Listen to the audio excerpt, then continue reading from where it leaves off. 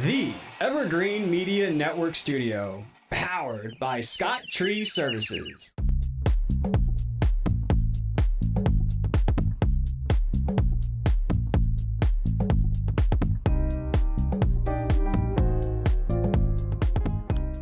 Hello, I'm Kim Kriske with Evergreen Media. Welcome to Open Book with Russ Lemmon and Jennifer Pippin. Back in November of 2021, Russ and Jennifer both appeared on the Rhett Palmer Show to discuss an issue that was becoming more and more contentious. Moms for Liberty was making a stronger presence in school board meetings, insisting on removal of books in school libraries. And at that time, 51 books were being challenged. Today, 245 books have been removed from school libraries. Jennifer, a regular speaker at the school board, is the chair of the local chapter of Moms for Liberty. At one of her meetings, she had said, "We're just getting started." Russ Lemmon has been an outspoken critic of Moms for Liberty, and he has dedicated several pages and columns in his publication, Lemmon Lines, to Moms for Liberty and discussing the controversy. Today, we're going to have a big discussion about it. I'd like to introduce Russ Lemmon, head honcho, big CEO, writer of Lemmon Lines, and Jennifer Pippin, the chair of the local chapter of Moms for Liberty.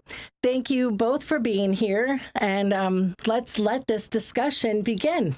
Thank you for having us. Absolutely. Thank you very much. Yes. Russ, would you like to get started? I'll defer to Jennifer. Okay.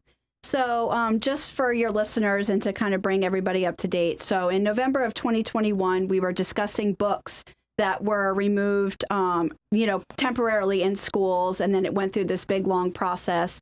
So we are following up today, 2.5 years later. And like you said, 245 books permanently removed from school libraries, not public school libraries, that had graphic rape, incest, pedophilia, bestiality, and went through multiple processes over the past couple of years, lots of legislation, and just following up with Russ when he said that if 50 books were removed at that time, it's been a lot more, that he would issue an apology to Moms for Liberty and myself. But again, just having the friendly, hard conversation about what has been removed in school libraries. So, Jennifer, I don't want to get sidetracked, but I never promised an apology. I never did. And I have a little prop here from the Rhett Palmer Show that will show that for your listeners out there. I wonder if I clip the same thing. Maybe. These 51 books. If all 51 are banned, I'll say, good for you. What if one or two are not? I mean, all the work. So, Jennifer, good for you. Okay. I mean, that's I never said I would apologize, and some of your followers on Facebook, Thomas Kenny as an example, made a big issue out of that. And I would, if I said I would apologize, I will, but I didn't say that. So I hated to get sidetracked on that, but that was a common theme, to get this back together. I'm happy to get back together in any forum like this. Sure. So, absolutely. I appreciate it. And I appreciate you putting this together with the team. Yeah, it was, I'm so thankful for you guys because we were destined to meet outside and we talked various places. And this is such a cool place here. Well, thank you. It's been nice to feature this big discussion. And I know the community is so passionate about this topic, so they're excited to hear your opinions. Okay. So I'll leave it for you. I'll follow your lead, Jennifer. Okay. So when we discussed everything last time, 2.5 years ago, the list that we had given you, you had not had a chance to look at that. I gave you a follow-up list via email. Did you have any questions about any of those books? Did you disagree with any of those books? Because even in your most recent publication, you said banning books from school libraries. And we're really trying to get away from, it's not banned. all of these books that were permanently removed from our school district were donated to the public library and placed in the adult section. So even though the taxpayers paid for these to be in school libraries, they are now located in the adult section of the public library for viewing. But effectively they are banned. I mean, there's no getting around that. They are banned from school libraries. But interestingly, I did look at the list. There are a couple books that just boggle my mind that they're on the list. I got them in my bag here, and I'll be happy to show you. But just so you know, there are, I got one from the school library, or not school library, one from the public library. And I tried to get 2 other books from there, and the public library didn't even have them. So your argument about, you can get them at the public library or what have you, isn't necessarily valid on every single book. And that's an important thing. I ended up paying for 2 of these books.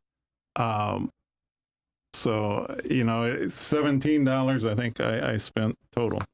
But do you want to start out at something real basic? It's up to you. Absolutely. It's this one right here. Mm-hmm.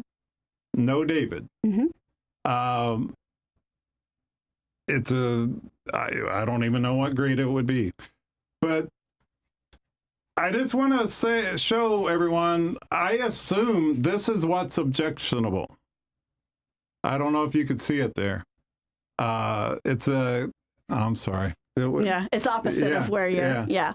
So this is what's objectionable. This is on the list. This was edited. You guys edited it, right? So actually, this particular book was removed from circulation because it had not been checked out in 10 years or more in the school system. Right.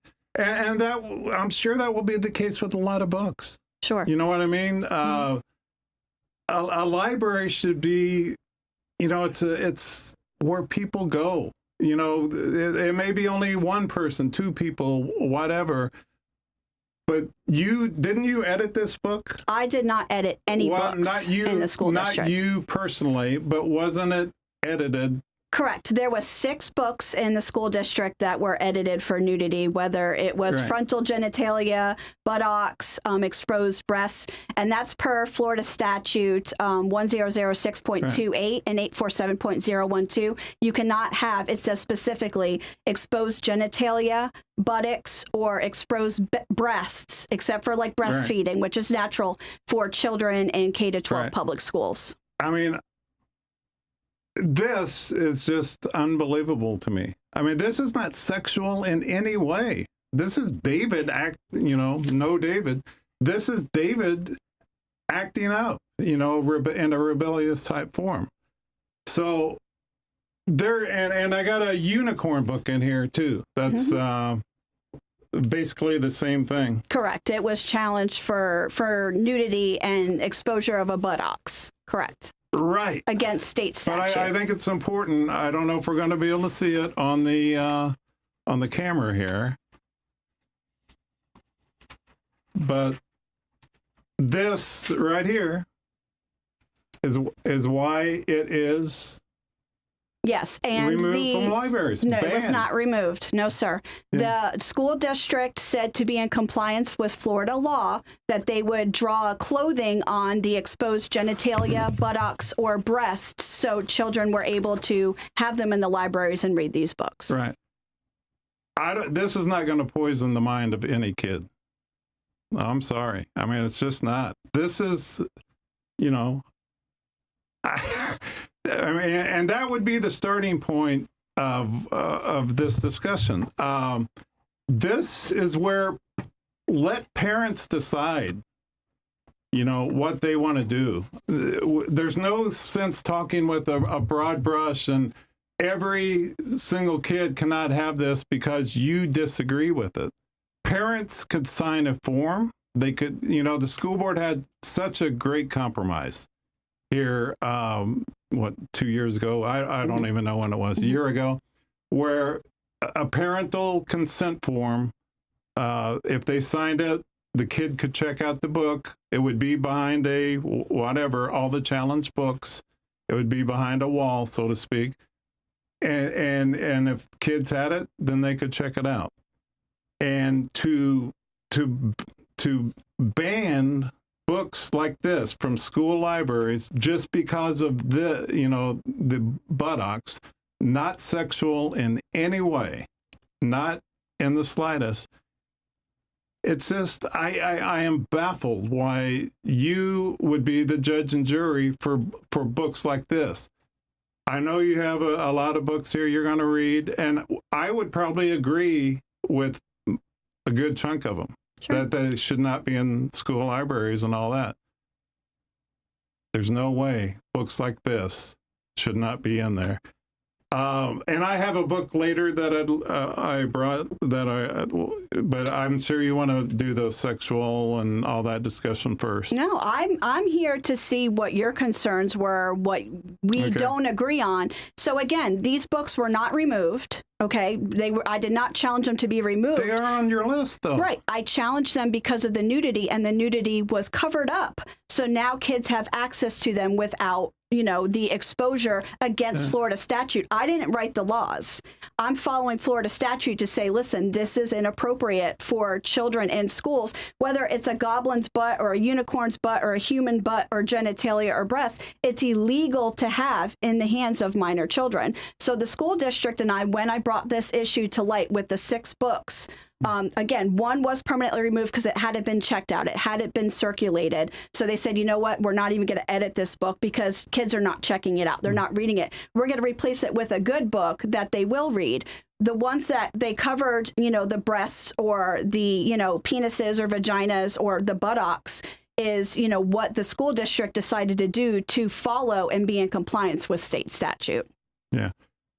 But these books, I just want to make it clear, these were the only objections, right? Where there was a David in particular. He was just laughing in the rain or doing whatever he was doing. I don't know. But to take that extra step and get that book remove the book because it hadn't been checked out or what have you. The fact that it's on your list of 245? 45. Is that what it is? The fact that it's on your list of 245 books, I don't get it. Yeah. It was challenged for nudity against Florida state challenged statute. By who? By myself. Right. Yes, we actually had a parent who didn't want to challenge that book. Her first grader had seen it and said, listen, isn't nudity against, state statute? And I said, oh, send me a picture of the book. And her 6-year-old was the one who brought it home. And she said, I really don't have a problem with it, but this is exposure of a buttocks. Isn't this against state statute? And we looked it up. We had a meeting with the school district and they agreed, which is why they, put the pants on them. So that book is still available in our elementary schools in Indian River County. But it's still on your list? Yes, the nudity was covered, so it was altered. So even it got sent to the Department of Education, for their yearly list of an altered book, and it's also in in Cigna. When parents go to check the book out, or if they are seeing what their kids are reading, it says edited nudity out of book. So this way, it is known to the parents and the students when they check it out. Isn't that pretty for shock value? Put that on edited for nudity. I bet I had my wife look at this book, just to thumb through it and see what she thought, why it was removed from school libraries, and she overlooked it as well. I overlooked it, know, and to me that's just overstepping your bounds. Let parents decide, if their kids can have the unedited version of this. What's the harm? Right. If the parents want the unedited versions, they can purchase on Amazon, Barnes and Noble, get in the public library and have that conversation if they want with their children. But it's illegal. It is not your opinion or my opinion. It is illegal to have in K-12 schools. So what do we say? Let's turn the page. So what is appropriate? If it's a human buttocks, is that appropriate? No, it's against state statute. If there's a woman with her breasts exposed, which one of the books were, she was completely nude in the front. It was in one of our middle schools. And 2 boys were looking at her laughing and saying that was, Joe's mom. So do we say, well, that's appropriate because, women do have breasts. Women do, have these things to breastfeed children, and women have it different from men. Where do you draw the line to say, well, that's appropriate and that's not, when state statute clearly says you can't have exposure of buttocks, genitalia, and breast to minor children in schools? Is that since our discussion on Rhett Palmer Show? No, that is in state statute 847, which was put into law in 2012. How come it wasn't removed years ago then? Because we just challenged these books in December of 23 when they were brought to our attention, and we looked up that statute to be sure that, this was inappropriate for children.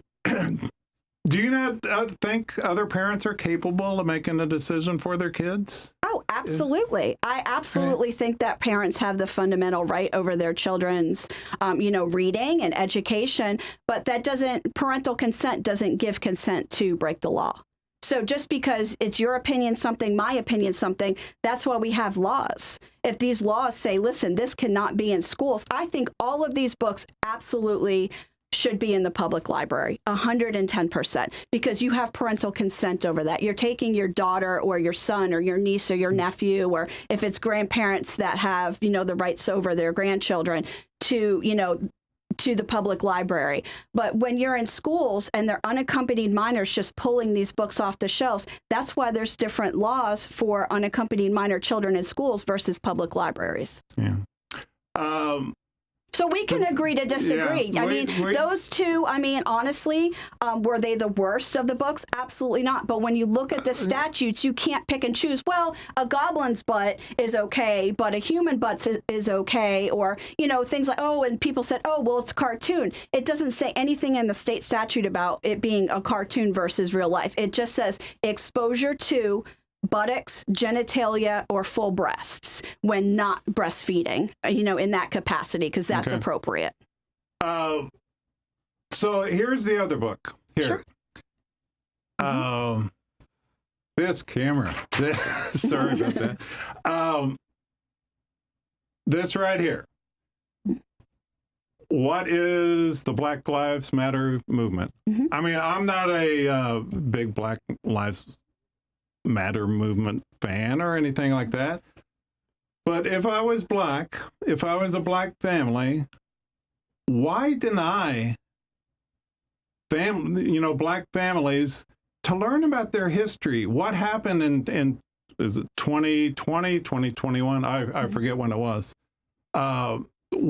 It's their history. It's American history. And it doesn't, to deny this, to deny this book for black families in particular. I don't see many white families checking it out, but golly, this is just learning about your history, your culture. Sure. So did you read that book? I thumbed through it, yes. Okay. I didn't read every word, but I thumbed through it. Okay. So that book specifically was challenged for critical race theory. Critical race theory teachings, whether it is in print or audio or visual, is prohibited in Florida schools. So that's why that book was challenged, again, against Florida laws. When history is taught, so African American history is to be taught through Florida state statute.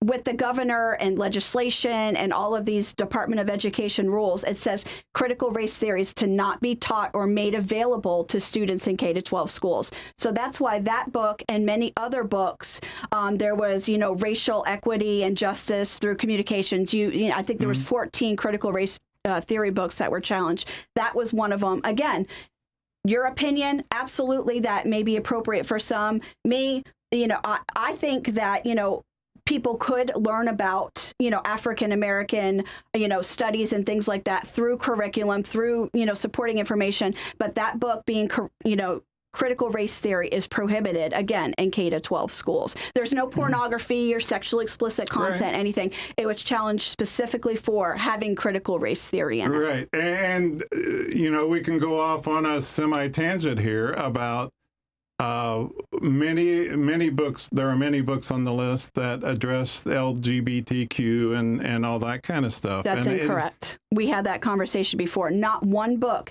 has been challenged for LGBTQ content. It's the sexual content in it, whether it's, two boys or two girls. We did not challenge one book on that list for LGBTQ content. It was for sexual content or pornography within the book that it was challenged. Okay, but it is. I do find it interesting that there are, even though they weren't challenged for LGBTQ reasons, they are, books that young gay kids who are trying to discover who they are. It would be a great opportunity for them to learn who they are. Have a safe place in a book. I know you're probably itching to read the excerpts from books and all that, but books like this are not meant to be read out loud. They're meant to be read in a privacy of your own room, and give kids a chance to discover who they are, why they're feeling this way. That you don't read it. These books are not meant to be read out loud. And I know the August meeting, which will be in infamy as far as I'm concerned, as a true political stunt, which is just it'll go down in infamy in Indian River County history, education history, I'm sure. But I know you got a completely different view.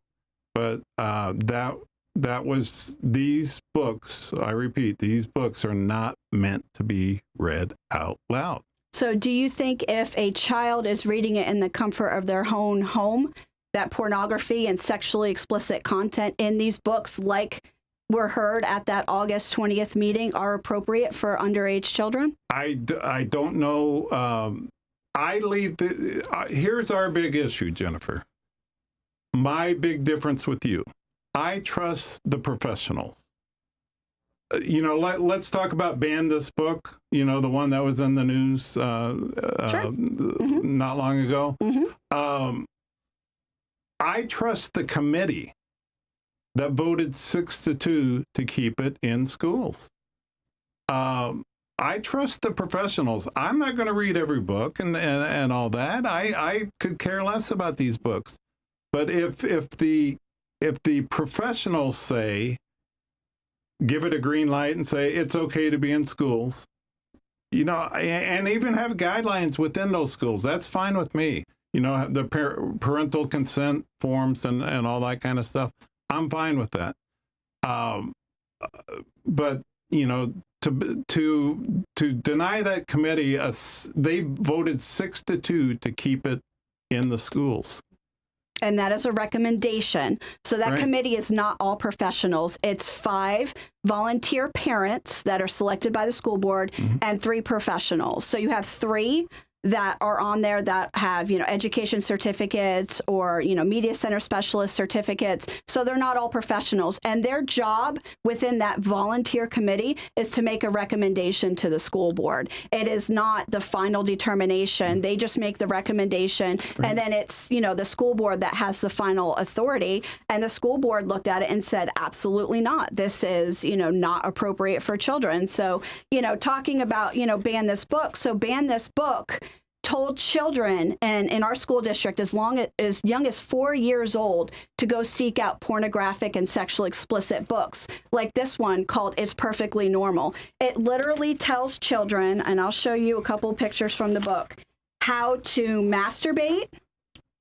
It tells children to use a pillow to masturbate. It talks about having sex with pictures, looking at sexual organs. You see this gentleman bending over, looking at his testicles and his penis. It has people having sex in it. Cartoon characters again. So again, the school board determined that this book called Ban This Book, telling children to seek out book like this, is perfectly normal, and many other books that were permanently removed from our school district that were challenged That's why the school district and the school board determined it was inappropriate. And they used state statutes to say there was enough sexual content in these books that the other book was referencing, which is what the lawyer said, that they can make the determination that because it was telling children to seek out sexual, explicit, and pornographic books like this, that it should not be available to minor children in schools. We will take a short break and be back to hear more about what books should be banned. Thank you.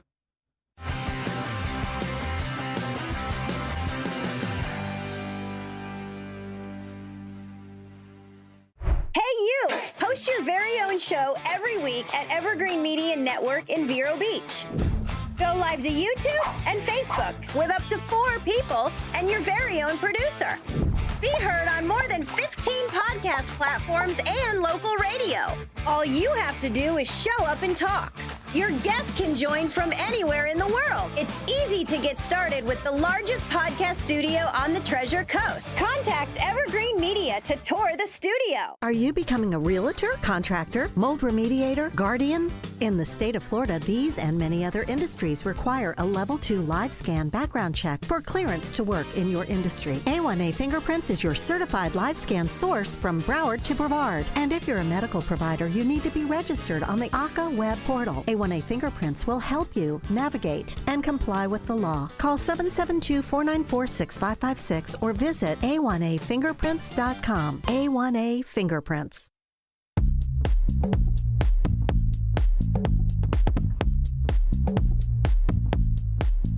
And we are back with Open Book with Russ Lemmon and Jennifer Pippin.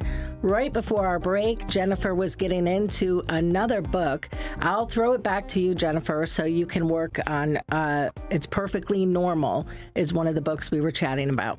Sure. So It's Perfectly Normal was, again, one of the many books that was told to read in Ban This Book that was recently removed from the school district. Here is the cover of it if people want to see. So this book itself did not have sexually explicit content in it. But as you went through the book, books like this that had the pornographic content was referenced more than 13, 14, 15 times. And also it told children at the end of the book to look at the American Library Association list and draw a cover for that book. Again, telling children to, read these books. And 4 of the 30-something books that were on that ALA list were removed from the school district for pornographic or sexually explicit content. So that's why I personally challenged this book, because I didn't feel that it was appropriate for children ages 4 to 12, because it was in our elementary and middle schools, to seek out pornographic books. Just like we're going to not tell kids, hey, go look at Hustler, go look at Playboy, go read 50 Shades. We don't want them to go and seek books out like this, where they think it's, just a cartoon book and it's going to be okay. And then they get into the meat of it and they're being told to masturbate with pillows, again, for ages as young as 4 years old. My recollection is the sexual extension to this other book was not the reason the school board voted it down. They brought up the authority aspect of it, defy authority and all that kind of stuff. Yes, so one of the school board members who read the book cover to cover found that as well, so he did bring that up in the discussion. I didn't even think about that. I'm thinking statutes, the law, let's look at, the statutes. But he did say that, by having this little girl that had her banned book locker, which is what Ban This Book was about, and bringing all these pornographic and sexually explicit books into her 4th grade locker, he thought that that was inappropriate to, the school board, because the school board has the authority. Parents have the authority over their children. So he did come with a different perspective, which I thought was very interesting. And Terry Berenborg provided a great argument why it should be in school.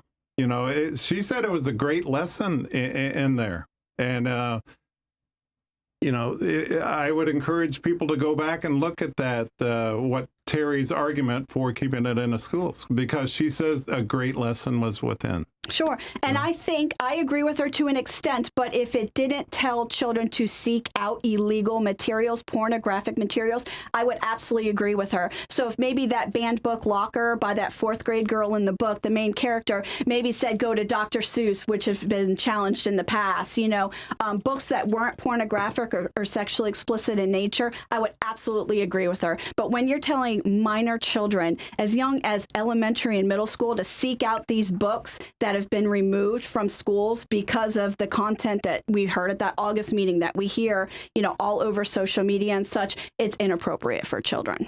What was the impetus for, 3 years ago, 2.5 years ago, when you had 51 and it went up to 245? What was the impetus in that time frame there? Sure. So as this, issue came to light, there was, chapters of Moms for Liberty and other parental rights organizations all across the country pulling these books, reading these books, putting these books out on social media. So we had our own little committee here of about 22 people in Indian River, watching these videos, finding these videos, looking to see if they were in our library system in the schools. And I challenged every single one of them, because I'm protecting our people. They didn't feel comfortable challenging it, or they didn't feel comfortable going to the committee and reading these books. They were worried about their, children getting doxxed, or their, workplaces getting doxxed or getting fired from their jobs for doing this. So I challenged every single one, but I did not find every single one of these books. And, our Moms for Liberty chapters and other parental rights chapters across the country have found these books. But I'm talking about was there a change in the state law? So no. So as far as what can be challenged, so the definition of pornography has always been the same. That 847 statute that says that you can't have bestiality, sadomasochism, the one we talked about earlier with the nudity and having buttocks exposed and things like that. Those laws have not changed. What we did get changed through legislation is the way you can challenge books. So you can challenge it through a principal, through the superintendent, to have a district committee like you mentioned before, which I think is great to have parents and community members involved.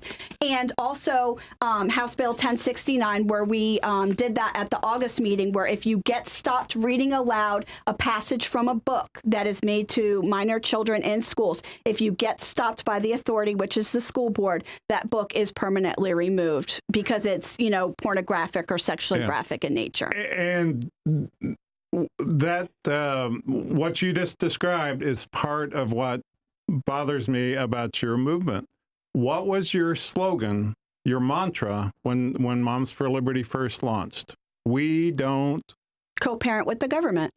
And what did you do the past couple of years? That's not co-parenting with the government. That's making sure that we have appropriate material for children. And again, the laws and statutes haven't changed what's been inappropriate, just the way you challenge it. So we could have challenged it through the committee. We could have challenged all those books through, the district staff or the principal. But we said, you know what? We're going to read them at this meeting, which is not illegal, and really show the public what's in these schools, what's available to minor children. Because, so many of the media outlets, yourself included, saying we're banning books. We're banning books about LGBTQ. We're banning books about African Americans. We're banning books about, basically everything under the sun. So we got some really, really brave grandparents, parents, and community members to go up and read from these books. They stated the title, the author, and the page number for documentation for that district staff to go back and make sure, yes, that graphic rape passage is in there, that graphic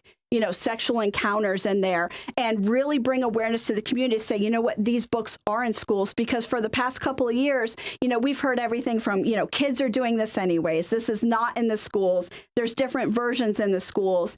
And I don't think anybody sitting in that meeting room, and I think you and I can agree, that none of those books were appropriate for K-12 schools. I mean, can we agree on that, Russ? I would think so. Okay. I didn't hear every passage, but, right. But for the most part, everything that you did hear, in that meeting. So again, we kind of broke that barrier of, hey, you're banning these books. You're getting rid of these books. There's nothing wrong with these books. And when you read those passages of, little girls getting raped by their fathers, or, raped by, their school members, like it's is heartbreaking and heart-wrenching, and we had to read the evidence for the public to see the truth. Let me play devil's advocate. What if there's a 7-year-old girl who is being raped by her father or whoever you said? Where can she go? You know, what if she found comfort in this book, a safe place, so she understands what happened to her?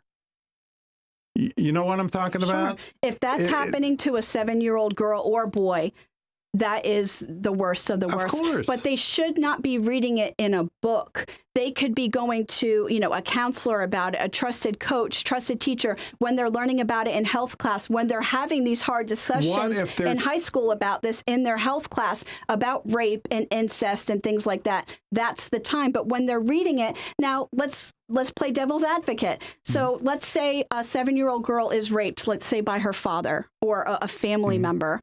And she's gone through therapy and she's doing well now. And maybe she's living with, a grandparent or, maybe a cousin, something like that. And now she reads this book. She just grabs this book that maybe has a beautiful cover. And now this is all triggered again. And she's rereading, maybe it gives me the goosebumps, what had happened to her. And now she relapses. And now she's doing worse because she's got through that trauma. She went through the mental health. She's away from those family members. And this triggers all of that again. So you can use it both ways, right? Right. So books, again, you may think that this is an outlet for these kids. A child may read it and say, hey, you know what, this isn't right. Absolutely.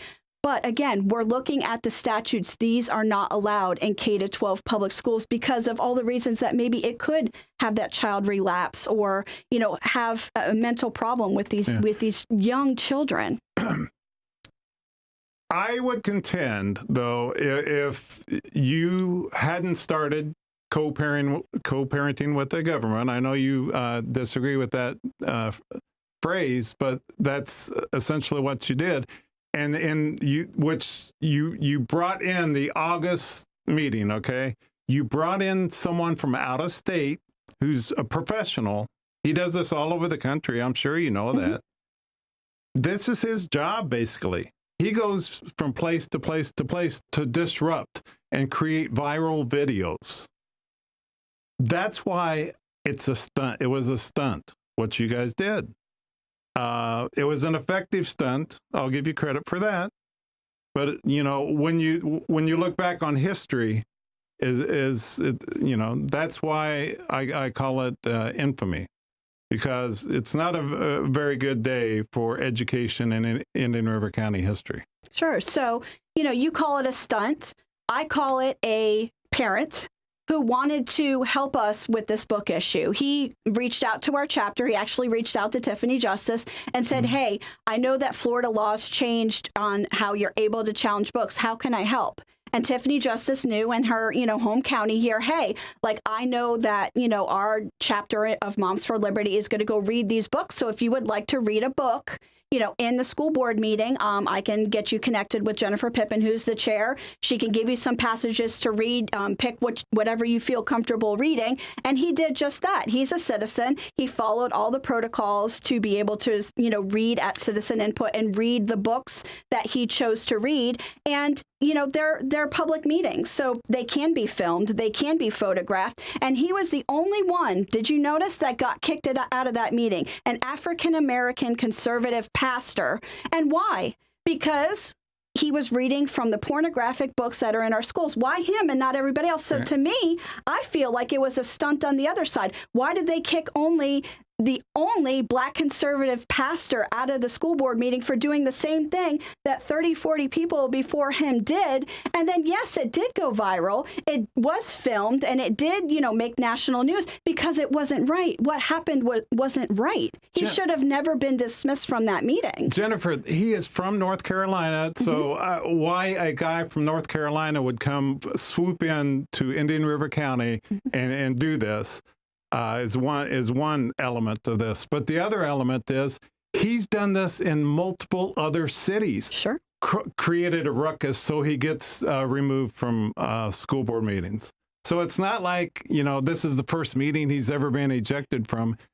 this is what he does. Right, because people don't want to hear the truth. When he starts reading these books, he gets kicked out of meetings. That's the whole point of him going around the country and doing this, is because it's wrong. Nobody wants to hear the truth. Nobody wants to do their due diligence and get rid of these books or move them to the public library in the adult section. He wasn't planning on getting kicked out of the meeting. He was trying to read from the books. He was the last speaker. His form was missed. We couldn't have planned that. I mean, we can agree on that, right? He was the last speaker, and I think, the room was elevated. It was contentious. It was, a long night, and I think at the end of it, when, you got this, strapping African-American conservative pastor up there, and he's reading, this sex scene from this book, I think that the school board chair at the time had kind of had it and made an example and kicked him out of the meeting, because he didn't do anything different from, again, the 30, 40 people before him did. He didn't stop talking. Peggy Jones, who was the chair at the time, if I recall correctly, said enough. And he kept forcing the issue. And it's his First Amendment right to speak, and he knows this. To get kicked out and create a viral video. Yeah. I mean, that's what bugs the heck out of me with Moms for Liberty. Those kind of things. Instead of having Indian River County people just do their cause, create their own thing, you had to import some guy from North Carolina. Sure. How much did you pay him? We did not pay him a dime. We don't have to pay people to come and fight our cause. He wanted to come and help. He did not get paid at all. I did not pay him. Moms for Liberty did not pay him. He was not paid at all. I even offered him a shirt, Russ, and he said he already had one, and thank you. So he bought it on our website. He paid his all of expenses and everything. He absolutely did. He actually went to Disney World that weekend with his wife as well. So I think he made a vacation out of it since he was going to be here. And again, when you look at our citizen input forms and you look at our citizen input, rules and regulations, there's nothing in there that says that you have to be a resident of the county or the state. Anybody can come and speak at these meetings. And I believe in the First Amendment right to speech. I think if you had a family member that wanted to come speak, maybe from, out of town, that, could speak about the issue that it is, whether it was, mental health, if they were a counselor or something like that. I absolutely believe in the First Amendment right. He didn't break any rules. He didn't do anything wrong. He wanted to come and support us when we were trying to, get these books out of the schools and out of the hands of children. And I applaud him for making the travels on his own dime and protecting children and getting those 2 books out of schools. Yeah, I strongly am suspect of whether he got paid. Okay, you are absolutely entitled to your opinions. I would never lie. If we paid him, I would say, yes, we paid him, and he came and did it. He did it on his own dime. He wanted to help the cause. He's very close with Tiffany Justice, and I still, to this day, I thank him all the time for making the travels on his own dime to help protect children. You have seen his website, right? Absolutely. Where he wants money. Sure, for absolutely. Him to come I think here. that if people want to pay him to come and help their cause, that's absolutely their, right. But we did not do that. Did not. No, we did not have to. Even though he specifically asked for it on the website, on his website. Yeah. We ask for money on our website. Don't you ask for money on your website for publications and ads? I mean, you don't take money for ads. Well, I take money for ads, right? And there's nothing on your publication that says that you do that. Right, exactly. See, so that doesn't mean that you're taking money for a service. If he's taking money for a service and they want him to come and speak at their school board meeting or a city commissioner meeting or county commissioner meeting, that's any organization's right to absolutely do that. But I'm telling you, we did not pay him. We don't need to pay him. We had 40 other speakers that were more than willing to get up and speak, and even more that didn't read the books because they got to the podium and felt that they couldn't in their hearts read the material we provided them. I'm just curious. This is a little tangent here. Where did you find those people? They were mostly grandmother types. There was somebody's aunt that I know. That kind of thing.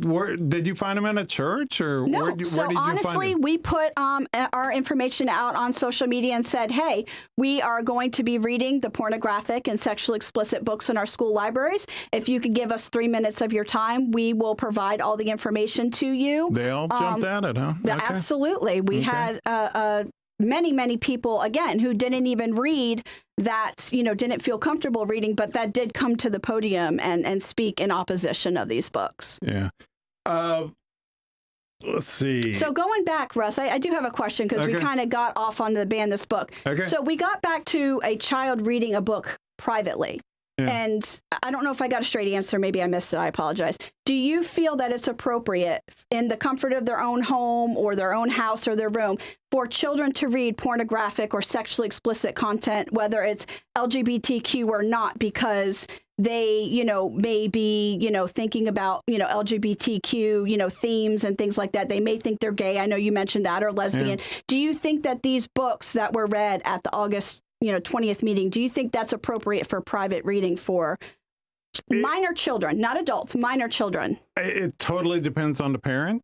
If the parent is okay with it, then I guess I don't know. I'm not a child psychologist or anything like that. But I doubt if people would want their kids exposed to that, but I'm sure some parents would welcome it. Okay. Let the parent decide. Okay.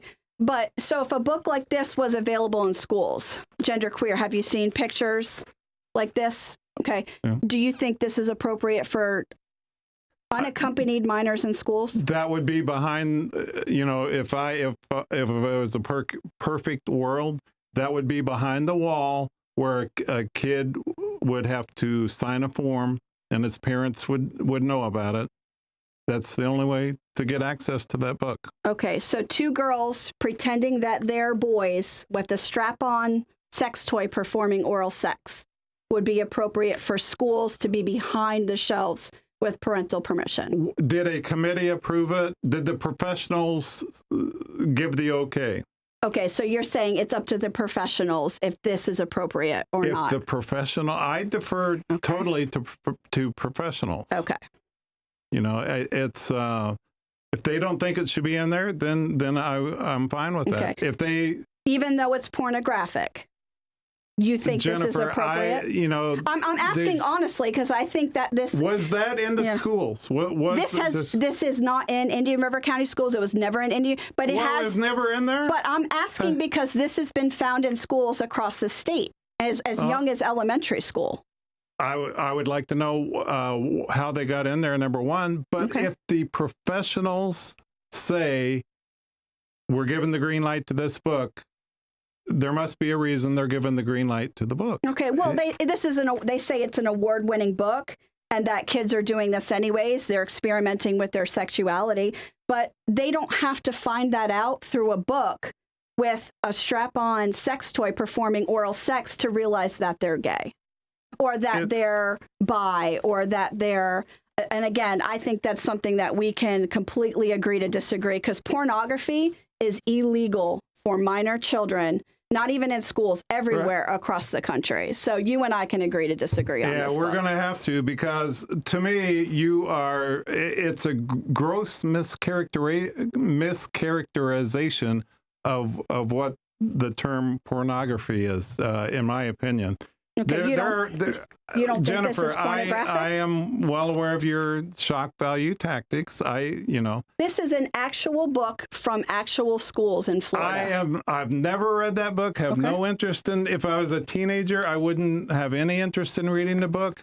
However, if I was gay or something like that, I would need to go somewhere to discover who I am. These kids, there's so many mental issues with kids today because they're being suppressed and all that. Let them discover who they are. I'm not for that. That's to me, that's outrageous. But it's reality. I mean, there's TV shows. Do you watch TV shows? I mean, my God, the sexual content in some of those are jarring. I agree, and that's why there's parental controls on. There's PG-13, R.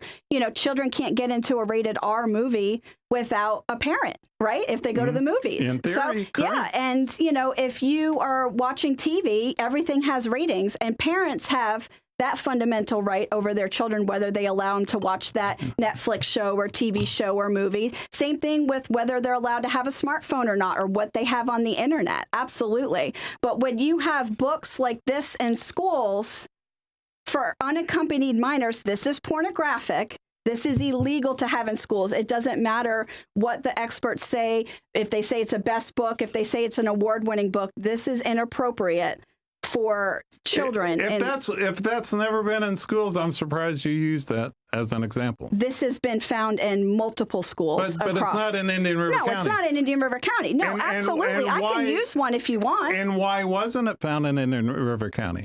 Probably because somebody didn't purchase it. Right. Probably because the professionals said it's, too graphic or what have you. There are books in text form that are worse than this that were found in our schools. Yeah. But I use this as an example because to me, this is the definition of pornography in a book. So we can agree to disagree on this book. It kind of sets the stage for me, for the rest of, the conversation we have here. Because you, from what I hear you say is that if a professional says this is appropriate, it should be with parental permission slip in schools. And I disagree. If a professional committee gave the okay, I would, and said, keep it behind where they have to have parental consent to look at this, I would defer to them. Okay. We can agree to disagree on that.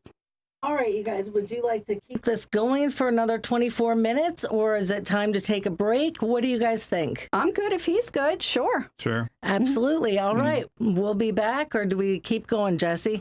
We'll be right back. All right. We'll be right back.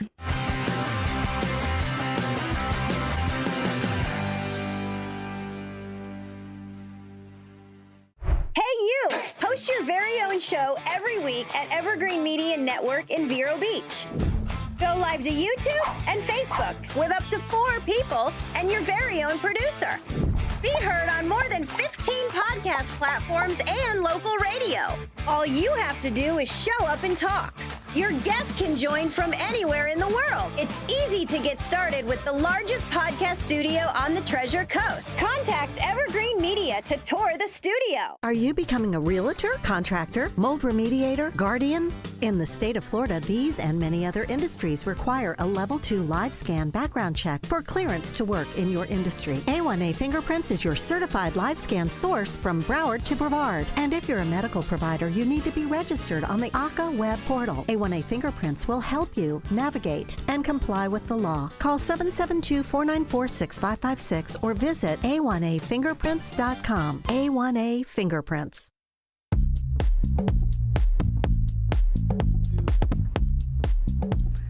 Welcome back to Open Book. We have had some exciting and interesting discussion here with Russ Lemmon and Jennifer Pippin. So much so, we wanted to keep it going, and we'll jump right back into where we were. Go ahead. I forget where we were. I thought you were going to ask a question, Kim. I do have a question, just because we said this guy went bonkers at the school board meeting. Excuse me, because he believes so much in this. But then he went to Disney, and Donald Duck doesn't wear pants, and neither does Pluto. So where did you guys, decide to draw the line on that? It's just, if you felt so passionately about it, I was like, well, there's people walking around naked at Disney. So that's what I just thought, because I wasn't there. I haven't watched it, but that was just kind of my question. Where do we draw the line? Sure. So he didn't go bonkers. I love that word, by the way. He got kicked out of a school board meeting because he was reading from a pornographic book, and he was asked to stop, and he kept, reading it. And then the chairman asked him to stop again. And at that point, the book would have been removed. So he left. Law enforcement walked out with him, and he left, the facility. So to me, that's not going bonkers. He did get kicked out of the building. But again, 30, 40 people prior had read from the books, and nobody was, removed from the meeting. So it was kind of off. Like, why did they do that to him and not everybody else?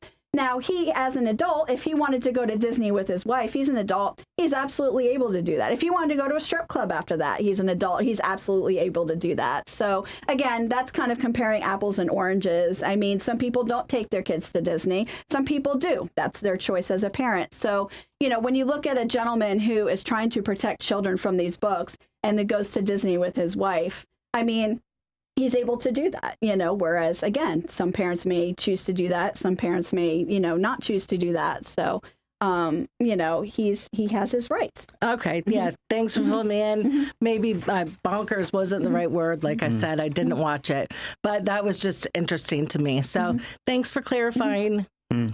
And also, you know, there's some books on your list that are classics. There are books when I was in high school.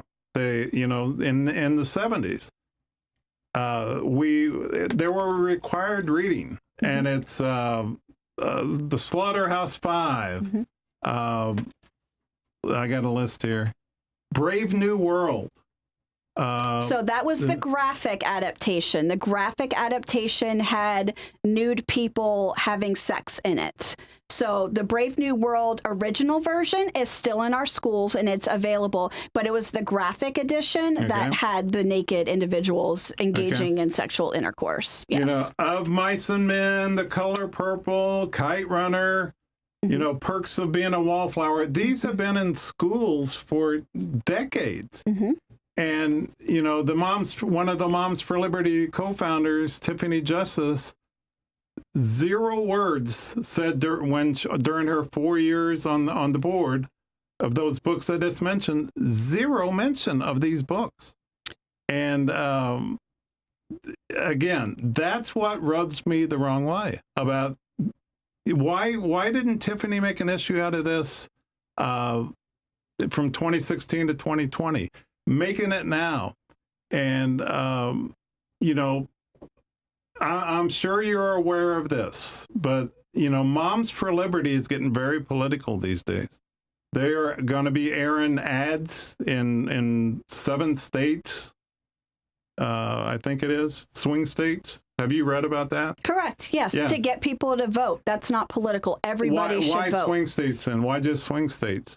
Because there's a lot of people that don't vote there or don't know when they're supposed to vote or when they're supposed to sign up for mail-in ballots, and informing the public, get out because your vote counts. That's absolutely something everybody should be doing. But don't you think this is getting away from the mission of Moms for Liberty and school boards? It's becoming very political. So our mission is to advocate at all levels of government for parental rights and children. So all levels of government includes voting, whether it's on the national level or the local level. We only endorse school board candidates as an organization. Right.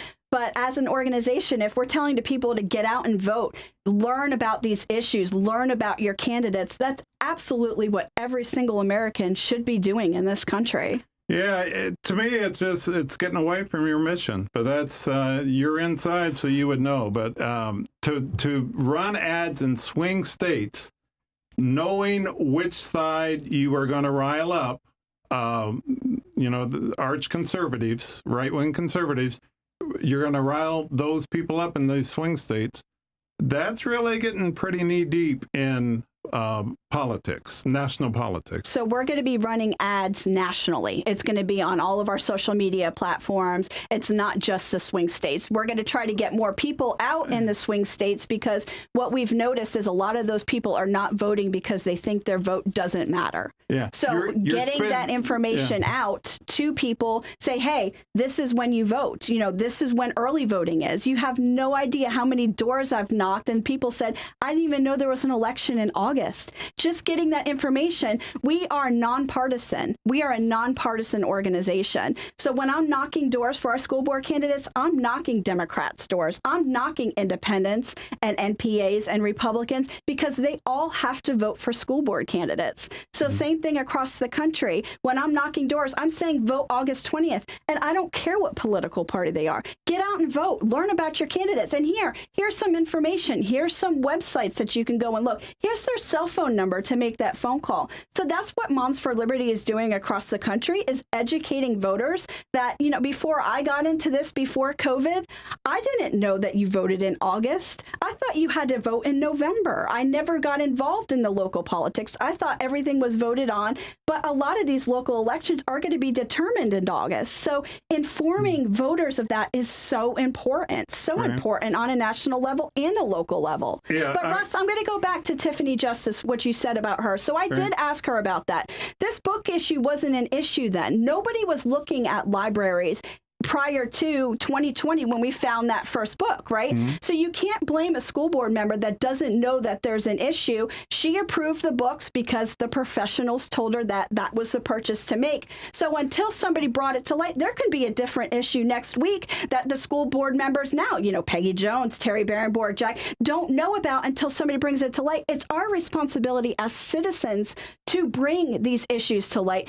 which is what happened with the library book issue. So to go back and say a school board member from years and years and years ago is responsible for this is incorrect, because a lot of these books were purchased 2019 and after of these challenge books. Now there are that were, you know, 2008 and prior. Right. Okay, there's quite a few, but the majority, I think it was 73% last time I checked, of these books were purchased 2019 and after. That was after Tiffany Justice was on. She was still on the board. In 2019, she was. She ended to, but again, this issue wasn't brought to light. And all of those books that were purchased before, you can't blame all of those school board members. It was the media center specialists that ordered those books that are responsible. And that's why with these laws now, it says they're held accountable for what is available to unaccompanied minor children in schools. So back to the Moms for Liberty big play during the election. They're spending $3 million. Correct. That was donated funds, yes. On these ads. So. Correct. To tell people to get out and vote. I mean, I think you and I can both agree people need to get out and vote and investigate their candidates, investigate the issues, and vote accordingly. Is that correct? Yes, okay. Yeah, sure. So, and that's, instead of taking that money and giving it to our school board endorsed candidates, they're saying, you know what, let's get more people voting. Let's get more people looking at the issues. Let's get more people looking at education. And that's what we're doing as, you know, the national organization. Yeah. So back to the books. I don't know how much time we have left here, but it's just books are not going to contaminate kids. They don't carry a virus where, you know, if someone, say a kid is not gay, he's not going to be gay by reading a book. I mean, it's just, you act like books carry viruses and they can contaminate kids. They don't. You know, books are no different than movies, TV shows, songs, you know, all the way down the line in society. You know, what you guys are doing is so reminiscent to me. I'm 65 years old. You know, I've been around forever. But what you guys are doing reminds me so much of Phyllis Schlafly and Jerry Falwell and what they tried to do back in the 70s. Anita Bryant. Have you heard of her? Really? You don't know? No. Showing my age. But, you know, this is just history repeating itself. And it's, you know, it's, you wonder, why is it repeating itself? Is what I put it through that lens. Why do this happen every 20, 30, 40 years? And I guarantee you the same thing's going to happen in 2040, 2045. And you know, I remember Jennifer Pippin back in 2020. She led a real movement here in Indian River County. You know, same thing happened. It's going to be that same thing where just history always repeats itself and nothing is really accomplished. Look at what happened. I'm sorry. I don't mean that. I wouldn't mean to offend you, but what I'm talking about is in the future. Because look at, say, the Anita Bryant, Phyllis Schlafly, Jerry Falwell types. Look what came through with these books. even though there was all this issue. To me, it's a political issue, that it's a wedge issue that is meant to divide people. So the conservatives, the liberals, they all are in an uproar, and you can galvanize people. That's how it was used back in Jerry Falwell's day with the moral majority. You've heard of that, right? Yeah. So, I mean, I'm just trying to give you some perspective of, I've been there, done that with this kind of stuff. And that's why I have such an issue with it, because of what's happened in the past. Nothing was really accomplished by Jerry Falwell and Phyllis Schlafly. Sure, there was attention paid to the issue, and people were in an uproar and all that. But those books still were produced. Right. So, and I value your opinion. I think everybody's entitled to their opinions. For me, this isn't a movement. This is about protecting children. This is taking issues with books that have just been put into schools. Even Dr. David Moore said since 2014, no books were vetted. They were bought, the top 100 books that kids want to read, barcoded, put on the shelves. Nobody was reviewing these books. And then when you bought the top 100 books that kids want to read, you got an additional free 20 books, which the first book that got removed, All Boys Aren't Blue. That's how that got into our school system, because it was a free book that came with the top 100. Now, the top 100 books that kids want to read, nobody was reading these books. Nobody was vetting these books. They were just made, to be put out by Follett and Scholastic and all these huge publishing companies and sent to schools and public libraries and Amazon and Barnes and Noble, and nobody even cracked open the book.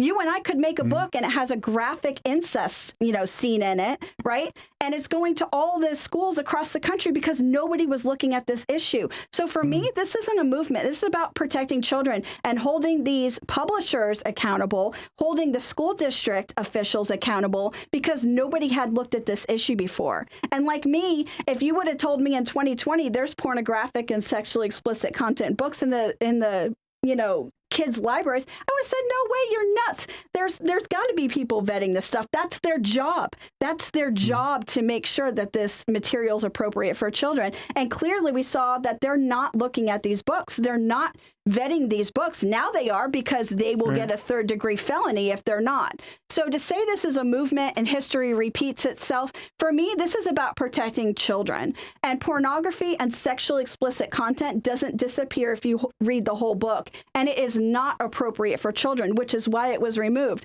So you know what? If it goes down in history that Jennifer Pippin got 245 books with Moms for Liberty removed that could have harmed children in one way or another, I absolutely am okay with that, because at the end of the day, these books should have never been in the school libraries. They should have only been, given or donated or purchased and put in the public libraries where, parents could have seen what their children were reading. And again, it wasn't just me. It was our organization. It was the school district. It was the media center specialists, the principals. There was books that I challenged with the principals, and they said, absolutely not. Those are out, like Push, a novel by Sapphire. I sent this to Vero Beach High School principal. Within 24 hours, it was permanently removed.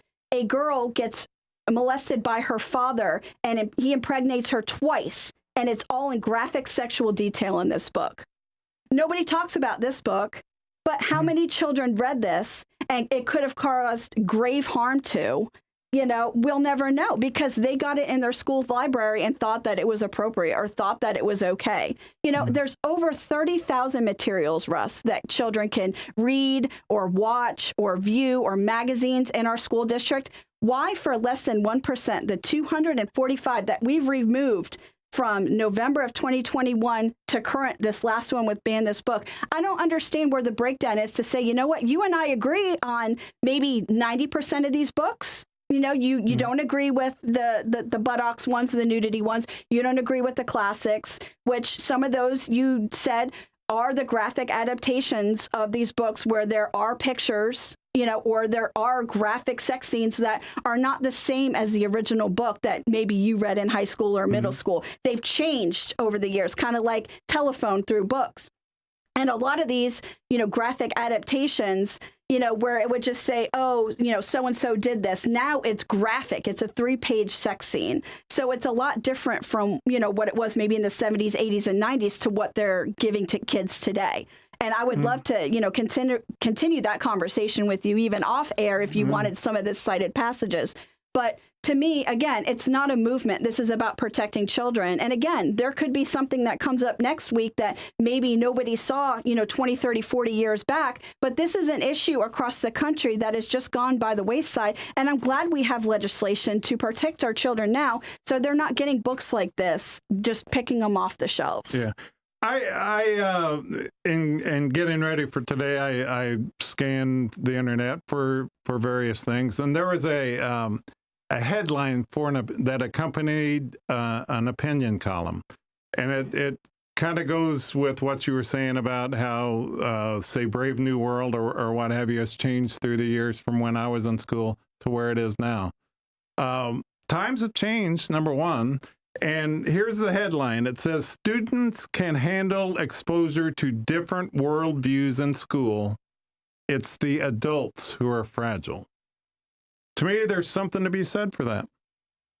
Kids are resilient. I give them more credit than you do, I guess. I remember when I was a kid, I mean, yes, you wanted to see those provocative things and all that, and you searched it out and all that. But that's discovery as a kid. That's what kids do. They find out about life, and it's going to happen. It's going to happen in movies. It's going to happen in songs. It's going to happen on TV shows. It's out there, and that's why, I go back to the compromise that Moms for Liberty just flat out rejected. The term compromise means meet in the middle, as you know. And to me, that compromise of the school board had about these books are not available to the general student population. You have to sign a form to get it. Your parents have to approve, blah, blah, blah. That is meeting in the middle. That is meeting where parents have a say in this. You are giving parents no say on what books their kids can read in public schools. That's right. You cannot consent to breaking the law. So you can't have a parental permission slip for your child to check out illegal materials. They're deemed illegal because now they're removed from the school district for pornography or sexually explicit content. You cannot, just like you can't say, well, it's my parental right. I'm not going to feed my child. I'm not going to clothe my child. I'm not going to shelter my child. Right? You can't do that. You would get arrested and go to jail, or they're going to take your kids. DCF will come knock on your door and take your kids. Just like with the school system, you cannot consent to doing something illegal. If, K-12, laws say you cannot have pornography or sexually explicit content, sadomasochism, bestiality, and all of these things available to minor children, you can't opt in or sign a permission slip to have that material available to you. But this has only happened since a group that espoused we don't co-parent with the government worked to get these laws in place. The laws never change for what's been inappropriate for K-12 schools, only the way that you can challenge the materials. Right. So we didn't co-parent with the government. DeSantis isn't in my home with my children. These legislators are not in the home with the children. They're saying, look, this is an issue, and there's still school districts across the country that are struggling to get these materials out, and they're readily available to minor children in schools. So you said, you know what? Let's change the way that we can challenge these materials to bring it to a committee or bring it to the school board or whatever, the policy and procedure is in place. And, that's what we did here in Indian River County. We're not co-parenting with the government. We're finding other ways to challenge this material because the first committee, Russ, was all media center specialists. Mm-hmm. They were the ones who purchased the book. They reviewed their own work and put the books back on the shelves with the exclusion of 5. That's not right. There was no parents involved. There was no community members involved. And And again, if you are breaking the law and you're bringing these materials in and you don't want to get in trouble, of course you want to put them back on the shelves. When we went to law enforcement after that and said, listen, they're putting pornography and sexually explicit content back on, the only reason why our case failed was because they couldn't pinpoint it on one person or group of people. They didn't know, do we do it on the school board because they approve the purchase of these books? Do we do it to the principal because they govern the schools? Do we do it all the media center specialists because they reviewed these books? That's the only reason why we lost our criminal case, not because the stuff wasn't illegal. Is they couldn't, for a criminal charge, you have to have someone who is responsible for receiving that charge. So it took us a year later to, go to the legislators and say, listen, these books are illegal to have in schools. We had the people who bought them reviewing it, putting it back on the shelves. And that's how this legislation came about. It has nothing to do with co-parenting with the government. It has to changing the rules and regulations for things that weren't working. It was broken. And now, again, out of 35,000 materials in our schools, only 245 have been permanently removed. And that was by the district office, principals, or educators who said, you know what, this is inappropriate for K-12 schools with the statutes. Yeah, it's, so we have 2 minutes. Closing arguments. Russ, you go first. I just, where I'm coming from, Jennifer, is the overbearing aspect on this. Instead of trying to come up with a compromise solution and all this, and give other parents a say. I mean, I'll go back to this Black Lives Matters book where, to me, Black families should have access to this in a school.